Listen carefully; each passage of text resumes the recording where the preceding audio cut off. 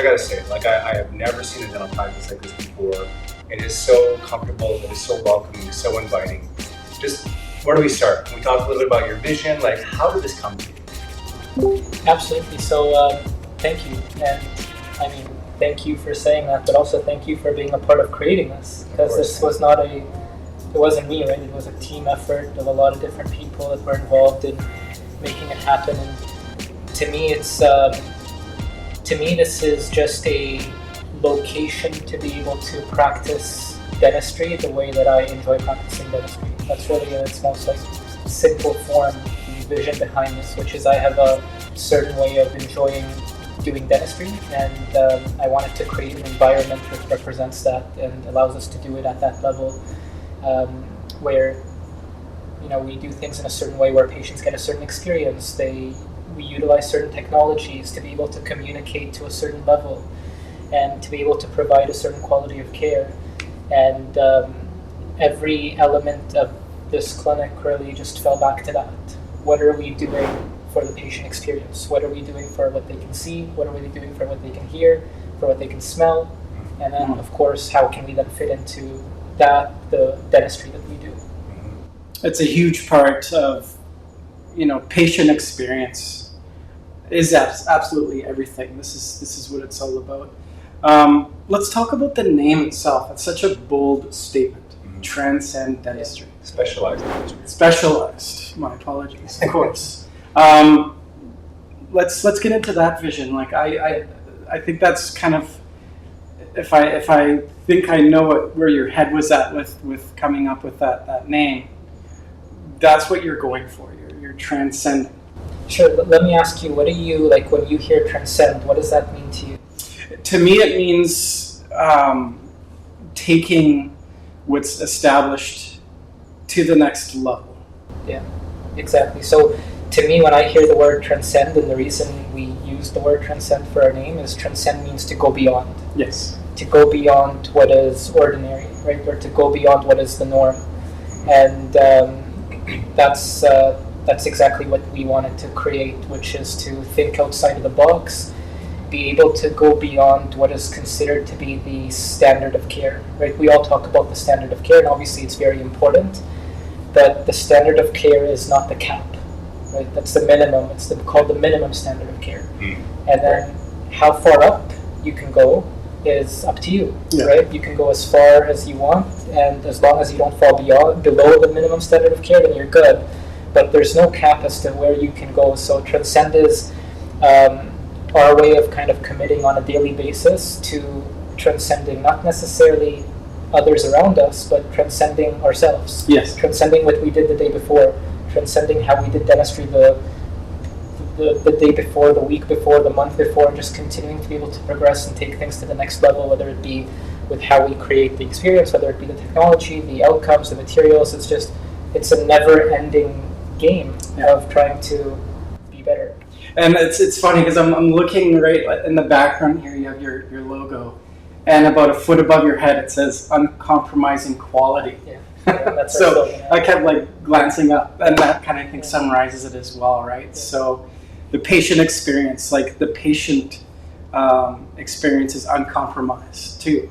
Like everything about what you're doing, the workflow, the feel, the touches, the technology is I would argue that you would find, not too many places in downtown Vancouver with this kind of experience. Yeah, I think that the technology itself. So here we are taking a prosthodontist who has such a broad, a vast knowledge and skill set, and you're really kind of marrying that with some of the best technology. And as you say, we kind of built this together. So I have a very insider look at the technology that you put into this practice. So talk to us a little bit about the technology and why you've decided to go down this road. It seems to me, again, going down that transcend theme where it's it seems to me to have the patient experience that you want really sort of helps indicate the type of technology and equipment that you've invested in. Yeah, absolutely. And again, it ties back to the uncompromising quality, because uncompromising quality, at the end of the day, if we were to put it under one umbrella, it's uncompromising quality when it comes to the care that we provide patients, right? So it's care, that's the key word. Care is not just dentistry. That's a huge part of it. We're in a dental office, right? So a huge part of it is that our margins fit and that the materials we use are the right materials and that we do things the right way. But care doesn't just stop with the dental technical part of things, right? There's also the care in communication. There's the care in experience. And then technology to me is a way to augment that and just be able to do it at that level. So if we're aiming for uncompromising care, to me it's a no-brainer that we have to implement technology in a way that's going to assist us to do that, whether it's enhancing our communication with patients, which obviously a lot of our technology is designed specifically for that purpose, being able to explain things in a way that is visual, where patients are able to understand them in a much more down-to-earth, understandable manner, but then also being able to do things more predictably. Because that's one thing I think about quite a lot. It's not only, you can have a great day and do really great quality work, but the key is to be able to do it consistently and predictably day after day, whether I'm having a good day or a bad day, whether I'm in a good mood or a bad mood, whether I've had a long night or lots of sleep. I should be able to provide consistent outcomes every step of the way, and that's to me where technology plays a huge role. It creates a whole other level of predictability, because it's no longer just what I'm thinking on the spot when I'm making a decision. There's so much of it that's involved in pre-planning, like we said, communicating with patients, being able to get other parties involved, whether they be referring dentists, other specialists, labs, and just having everyone on that same level of communication to ultimately be able to provide predictable outcomes time and time again. So, and this is a brand new office. It's something where we're aiming to be, like at a premium level of care. So implementing a certain level of technology, again, just made a lot of sense in the sense of being able to do things with that predictability, being able to enhance our communication with patients, and then also setting ourselves for a long journey ahead, right? Where we're setting ourselves up with a really strong foundation, where we're not left behind, because technology is going to change in the next couple of years, just like it has forever. Mm-hmm. And if we've set up a certain foundation, which we've spent a lot of time talking about, we're able to augment to that and add to that, and then stay up to pace with the changes that are happening to make sure that we're always being able to provide that uncompromising quality of care. And this day and age, it's a really interesting time, because there's some clinicians out there that just see the dollar signs when it comes to buying that piece of equipment, when really it could, help them transcend what they're doing as well, right? So to look at this as your investment in your future, opposed to, I mean, it's hard staring down at the debt, I'm sure. Yeah. Because I think I can speak on clinicians' behalf when they're looking at buying an expensive piece of equipment. You're looking at going, is this a smart buying decision right now? Is this going to I need to make sure I don't go bankrupt trying to buy this piece of equipment. So I think that from a pragmatic perspective, I've sort of been beside you. I've been beside plenty of clinicians who are like, man, oh man, of course I want this thing. I know it's the best thing for my practice, but I need to make sure that I'm going to have the skill set and the people and the space to put this into, because I think that at the end of the day, it's melding those two, the practical with the ideal. I mean, we just had that conversation, was it last week? It's not only the equipment, of course, but obviously the knowledge is more than important than the equipment. Well, do you have the capability to provide right. the care and the treatment plan like you talked about? Yeah. Right. And what your philosophy is. There's no right or wrong philosophy. So the way that we're doing things isn't necessarily the right way of doing things. It's just that I know that this is how we want to do things. Yeah. And now my job is to try to build everything around that philosophy. And that's maybe where I feel a lot of people face challenges, which is they aren't consistent to their vision, and then they end up losing the vision, right? The vision is just something that was written down on maybe a business plan somewhere. But now when you're actually in your day-to-day operation, did you follow what that vision was? And to me, that's how I made all of my purchasing decisions. Right? We had a very specific vision for what we wanted to create. And then the question that I would always ask myself isn't, oh, do I like this? Or do I think this is cool? It was more, does this piece of equipment, does this piece of technology, does this design element that we're integrating, does it somehow build towards accomplishing this vision? And if the answer was yes, then it would be seriously considered. If the answer was no, then it's out of the picture because it's not adding purpose to what we're trying to do. So I think that's a part of it too, because someone's vision might be to be able to, provide dentistry at scale to people who need it in an affordable way, and that's a very honorable, very important, very needed vision. They're going to choose how they purchase and set up their clinic very differently than someone else who's doing it in a very different way. So I think that's also a part of it. It's understanding what the goal is and then building everything around that. Building around your identity. Yeah, exactly. Yeah, exactly. For sure. So, you can see everything like in terms of the website, the branding, what you're doing on social media. It all kind of revolves around that vision. Yeah, exactly. That's a hard thing to figure out. You know what I love about coming here? There isn't a typical reception desk. Yeah. Can you talk a little bit about that and how did you come up with that? Yeah, so our vision was to be able to create uncompromising quality, like we said, when it comes to every facet of what is experienced at our clinic. And a lot of that, like we said, involves the dentistry, but then we also spent a lot of time thinking about the patient experience. Right. So we, as a clinic, we're prosthodontists and periodontists. We work with a lot of referring dentists that trust us with the care of their patients, but then we also have a lot of patients that come to see us from all across the province, all across the country, and patients that come from abroad. And they come to see us specifically for this reason, that they want to experience the way that we do specialized dentistry, or the way that we do prosthodontics and periodontics. And when we implemented our design elements, like the reception you mentioned, I was always asking myself, how does this add value or add to the experience of someone walking into the practice? And once you think about it, you realize that a traditional reception doesn't do any of that in a lot of ways, right? You're making phone calls that are irrelevant to the person that just walked in. Right. Probably distracting to the person that walked in. Sometimes scary to the person that walked in, right? Where you're talking to insurance or talking to another patient about a $20,000 treatment plan or whatever it is. They're listening, right? If you walk in somewhere and someone's speaking on the phone, you're probably going to listen to what they're saying. So that's number one. Number two, visually, they're seeing a lot of things that are unnecessary, right? They don't need to see a printer. They don't need to see the phones. They don't need to see the monitors. These are all things that help us do our role, but they add zero value to the experience of the person that's now visiting the space. So for us, we have a small reception area because a part of our philosophy is that no one should wait. So we don't really have a waiting room. The goal is for every person to walk in, be greeted, and then be taken into their treatment center, which is what we call these areas. This is the orchid room, by the way. The orchid room. The orchid room.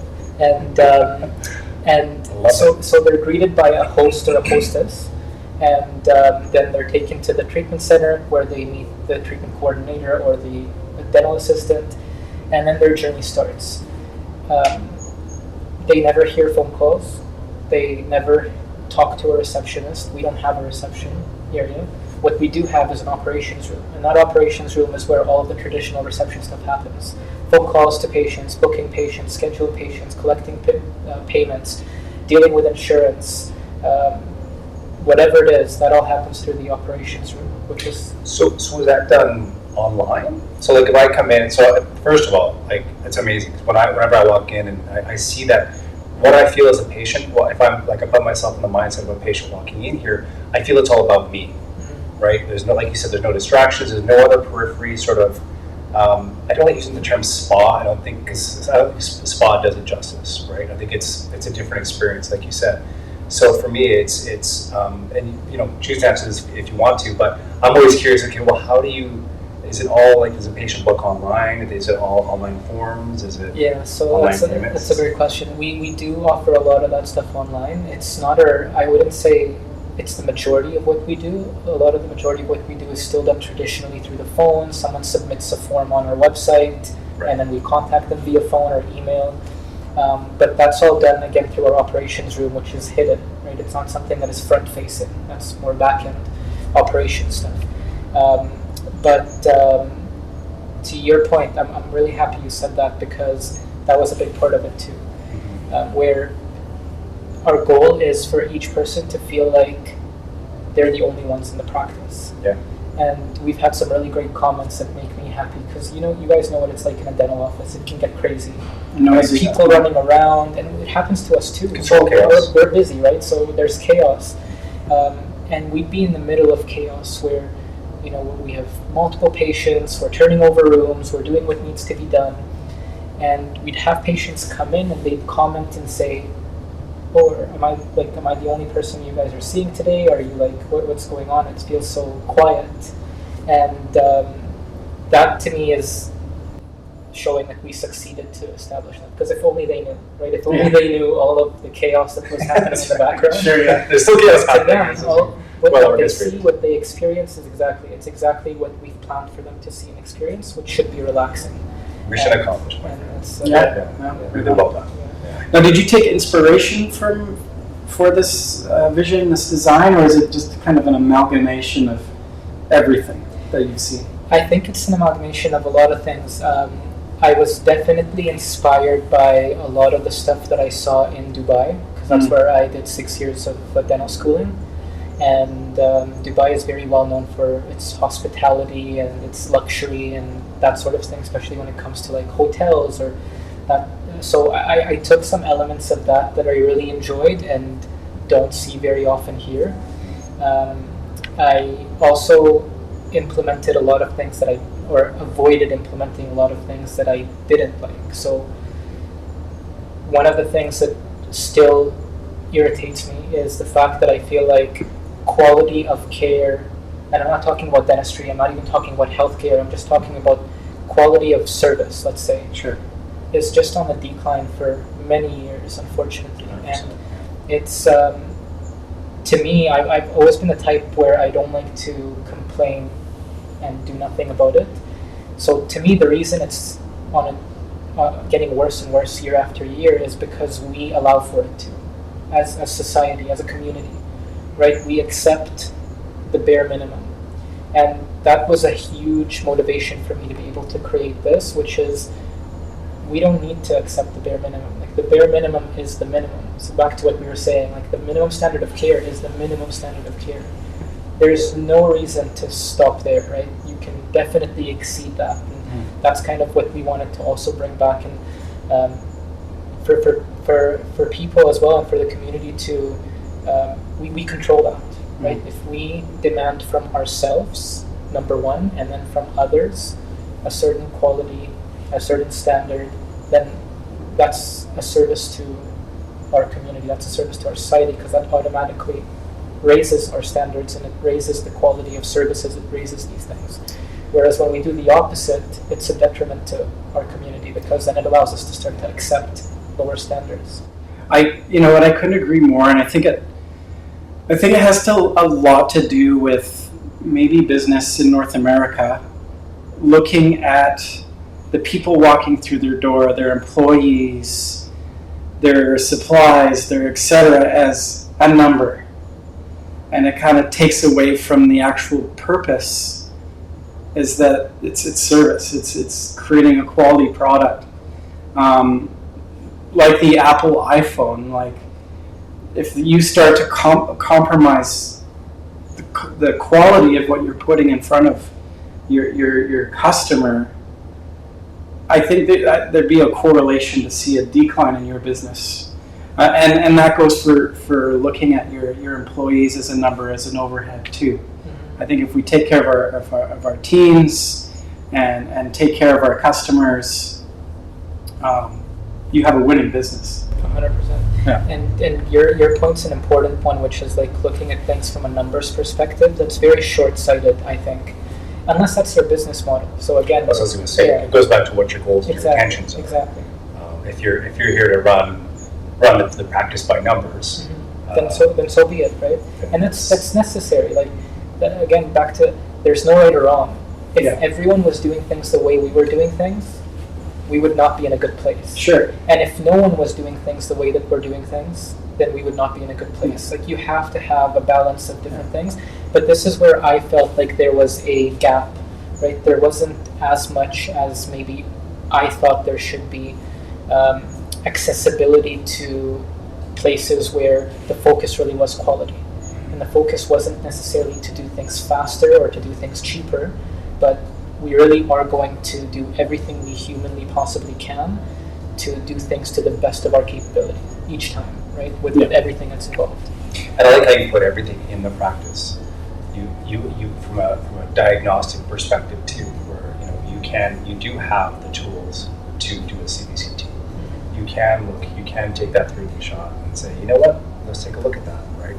You do, and not to get too in depth on the technological side, but you do have really kind of all the tools here in-house to do everything you want to do, which again is like, I love that myself. If I was to be practicing dentistry, my goal would be have everything at my fingertips within my practice. Yeah, it's the only way for us to be able to do what we do, like 100%, because again, our model is different. We have patients that come from, like, we just had a patient last week come from New York, and they spend a few days here.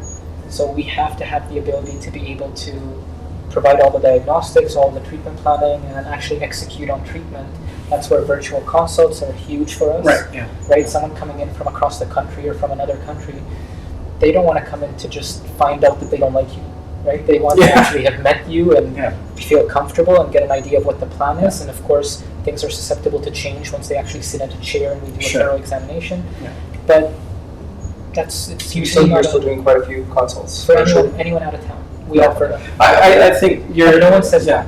No one from out of town will ever say no to a virtual consult. It might potentially save them a trip. Right? I think your line of dentistry is perfectly suited to do virtual consults. Like, perfectly suited for that. So that's interesting. So somebody comes here from New York. So do you have like a full, like, this is where you should stay, these are the activities you should do while you're here? We do. Like a tourist type package? Oh, that's so smart. We have a concierge service, so we can, like, we're obviously located right central downtown. A lot of our people coming from out of town will stay at like the Hotel Vancouver or at the Rosewood. And we have partnerships with them in terms of like being able to connect them with the right people, and they can help them with any travel issues. Or if you're looking for if you're looking for a good excuse to come to Vancouver, that's right. New smile, come to Vancouver. It's really nice out now. It's a brilliant workflow in my mind when you're talking to patients abroad. I just love how it all sort of ties in together. And it's interesting that you mentioned that some of the waiting room area, I didn't like calling it waiting room, it's more like a reception, living room area. Receptacle. It was inspired by your trips to Dubai, because I was going to ask if it was European inspired, but I mean, Dubai makes sense too, so okay, that makes sense. Yeah. I know that when I first started in dental, they talk about some of the differences in dentistry here versus Europe. I've never been to Dubai, so I have no reference point. We got to go, I guess. Next, we'll tag along. But I've been to Germany, right? So we've got some German equipment in here. So I'm like, for me, my reference point is, okay, here we go. I can see that there's some German inspiration in here where I'm like, hey, it's a different way of doing dentistry on some level in Germany than it is here. In my opinion, there's a lot that's great about German dentistry, the way they do things. So it's nice to see that there's inspirations on a couple levels here. Absolutely, yeah. And honestly, it's all about like doing dentistry the way I enjoy doing it. Like that to me was the real focus. I tried a lot of different styles of dentistry. I tried to be quicker than I normally am. I tried to be slower than I normally am. I tried to do things and once you go through that trial and error, you really find out like these are the days that I enjoy. These are the days when I know that tomorrow I'm going to spend my time doing this. I'm looking forward to it. And there are days where if you're doing things a certain way, you at the end of the day feel like, why am I even doing this?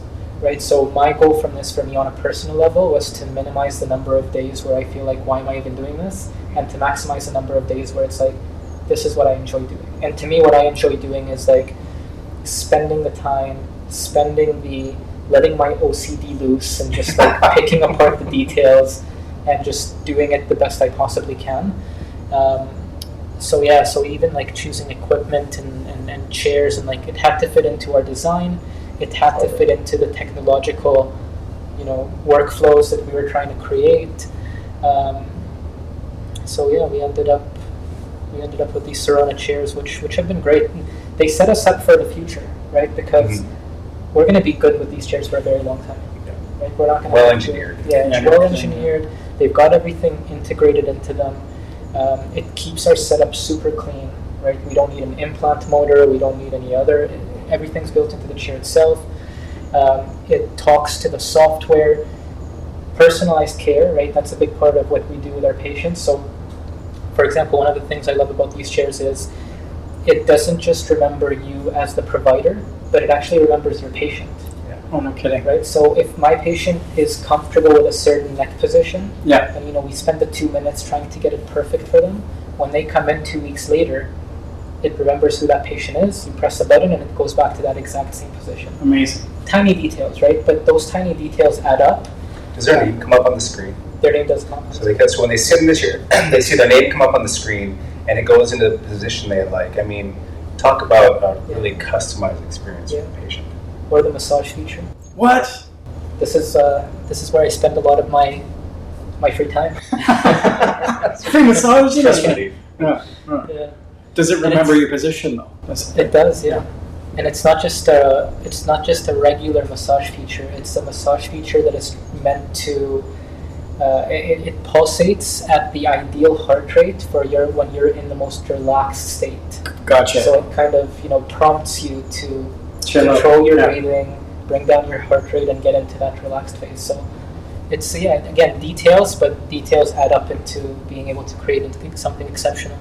So, what are you doing? What are you doing now to ensure that you're continuing to transcend? What are you like? What practices? What is it? Education? What are you doing to? And what's the latest and greatest? Like, what do you? You can give us one or two things because we could talk about this for a while. Yeah, this is kind of a separate session, but to me, that's what I love the most about being an educator and teaching and speaking and doing all these different things. Is it's a way to kind of force myself to always be up to date. Right? If I give a presentation this month, if I do it again in 6 months, I'm going to have to do a literature review and make sure that I'm on top of the most recent evidence. So that's a big part of it. It's making sure that we try to implement the best practices of today. And the truth of it is, for some things, they don't change. Like the standard of care for certain things hasn't changed for 20, 30 years, but there are things that change on a regular basis. Like 3D printing is an example. Which materials you can or cannot use is an example.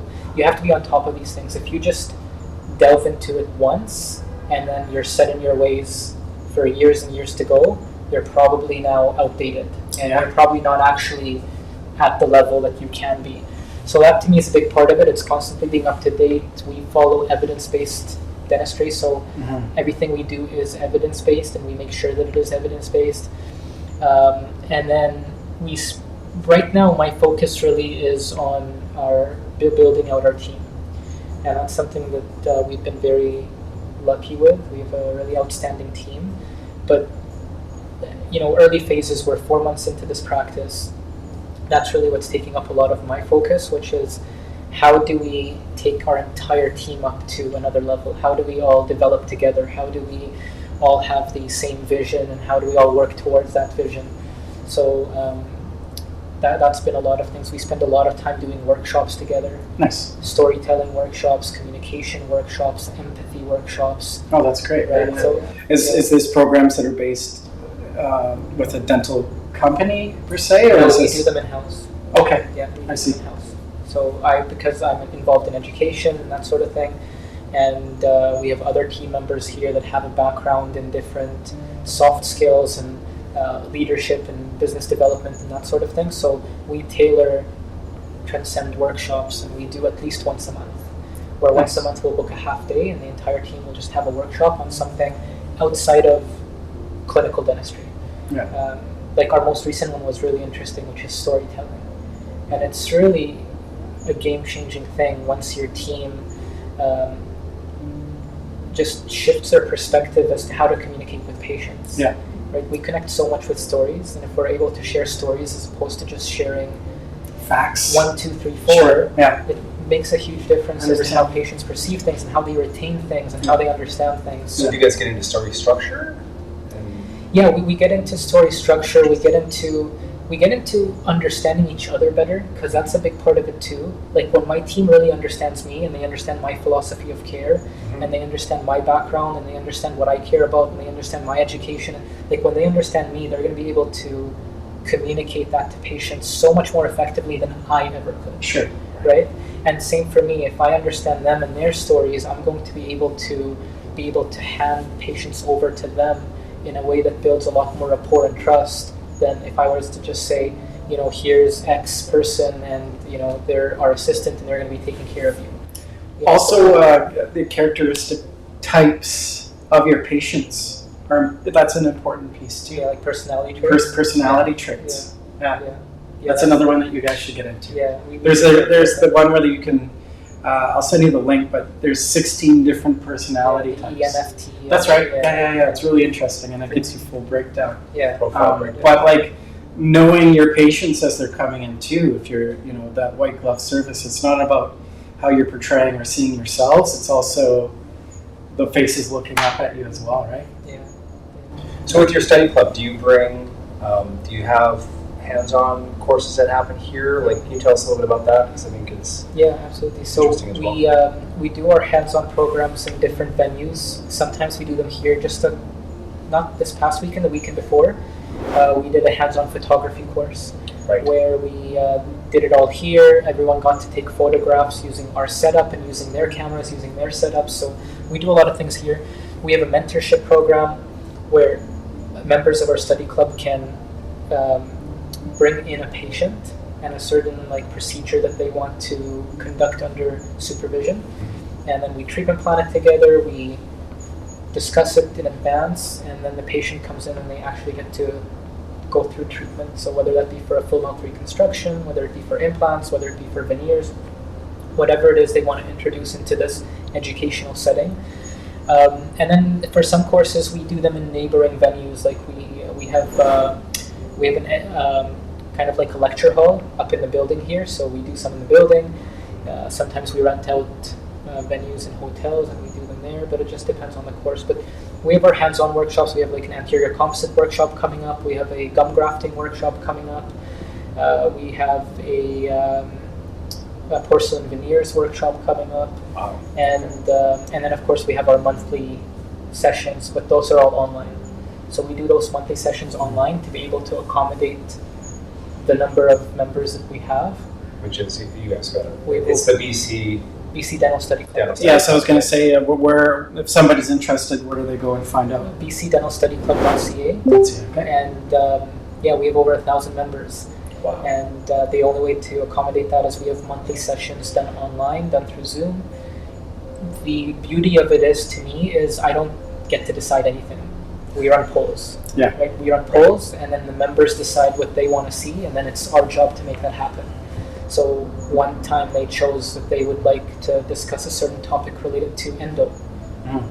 Last time I did endo was in dental school, Right. so I'm not going to talk about anything related to Right. endo. Yeah. Right, so we brought in one of the most well-known, most respected endodontists that are educators in Canada, and he was kind enough to share with our group an hour session on the topic that they were interested in. So that's kind of how we tailor it, and we do those monthly sessions online. But then we also run polls for what kind of hands-on workshops do you want to see here in BC? What do you feel is lacking when it comes to continuing education? And then based on That's the a great outcomes, idea. if it's something that I'm able to do, then perfect. If it's something that one of my colleagues is able to do, then perfect. If it's something that none of us are too familiar with, then we find speakers. So our anterior composite workshop is a speaker from Brazil. Oh, very cool. He's world class when it comes to anterior bonding and that sort of thing. Mm-hmm. So he's going to come in and conduct that workshop for us. And that's where all the best ceramists are too, the They Brazilian have great ceramists. ceramics. They have great aesthetics in general, whether Yeah. it's composite bonding the dentists or ceramists or Yeah. That's interesting.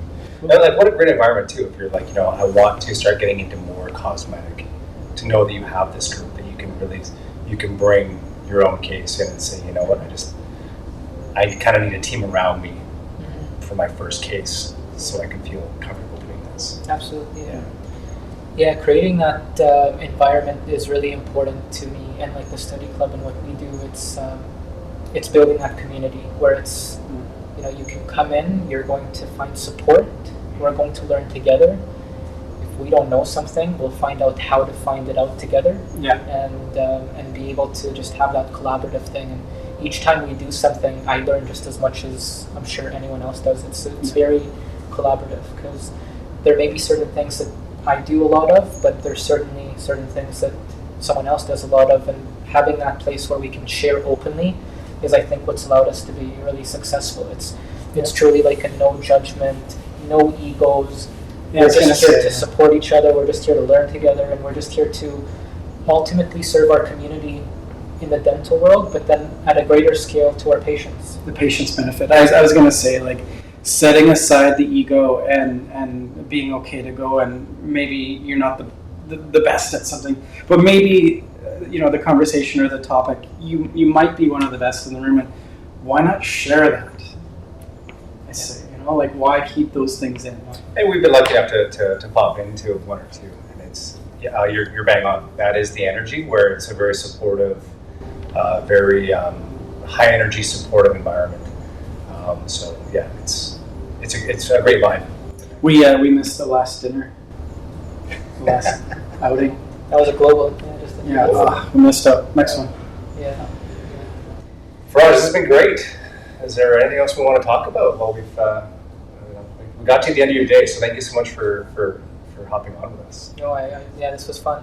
Anytime, yeah. Well, I was going to say, you have your own studio here now. Yeah. So, are you going to keep the cameras here? Well, just keep it here in the orchid room. Yeah.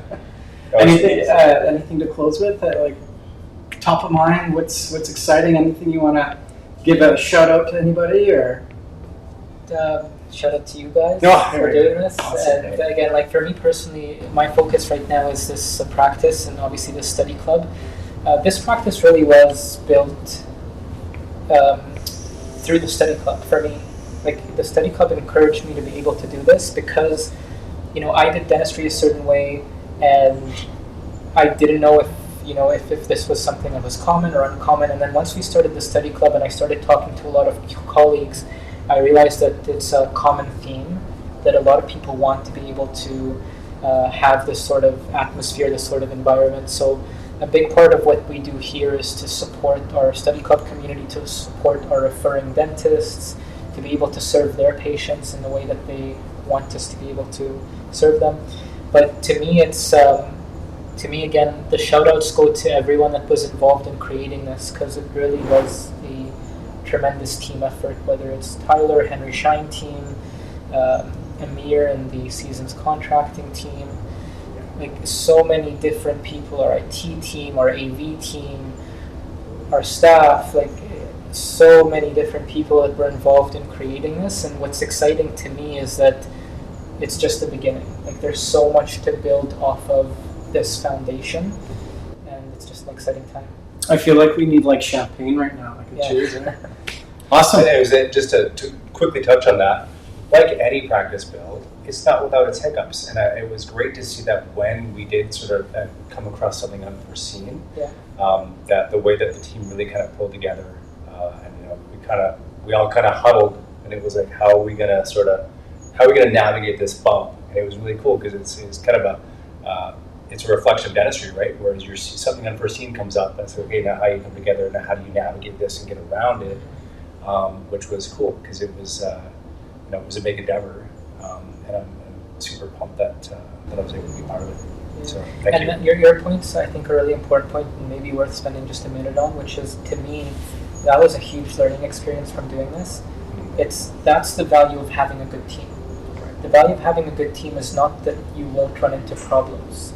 Now, hopefully, with a good team, you'll run into less problems. Right, sure. But you probably will run into into problems, and the real difference between having a good team versus not is how you overcome those problems. And that's something that I learned through this project, because again, like you said, we ran into hurdles, but it was night and day between how it could have went and how it actually went in terms of being able to address them have the support, feeling like people that you're working with had your back and were looking out for your best interest, and having that sort of open dialogue and transparent collaboration, I think was a big part of it. So whenever people ask me now, like, what's important to look for when you're looking to build out a project like this and to build out your team, that's really what I tell them. It's don't look into don't be tunnel visioned. Look at it from a much bigger picture, and the bigger picture really is who are the people there supporting you, because that's what will matter when things happen, and unfortunately things will happen. They will happen. Yes. Yeah. And that's the same for me as well. When we did this project, and as I develop at getting better at doing these projects, it's the same thing where it's like I need to know that I'm working with a team that I can trust and that the communication's happening, so that I can give you the communication that I need. So if I need to talk to Amir, I need to talk to Steve, anyone on the team, where I'm like, guys, give me the information, and they're always like, Amir was amazing at it, which is why, like, obviously I prefer working with him because we're friends. And number two, he hits it out of the park every time, and he always communicates with me directly. Here's what's happening. Here's what you need to know. Here's what your client needs to know. Usually he'll just bypass me and go straight to you now, but that's just part of the evolution of working together. I'm like, just call Faraj and tell him. You just tell him directly. But like you said, that the trust for me, so that I can make sure that you can trust me, you can trust the team, you can trust all of us, so that the communication is a huge part of it. Well, awesome. Yeah, that's it. There we are. That's all I have. Let's go enjoy the sun. For We can still see some. 5 minutes. Yeah. Sorry. All right, great. Thanks, guys. Yeah. Well, thank you so much for having us, and we'll catch you on the next one. Yeah, we'll do it again with more updates. You got to come out our way now next time. Sure. Yeah. Where's that again? Language. Langley and the Boonies. Just kidding. We'll be here in the Orchid Room.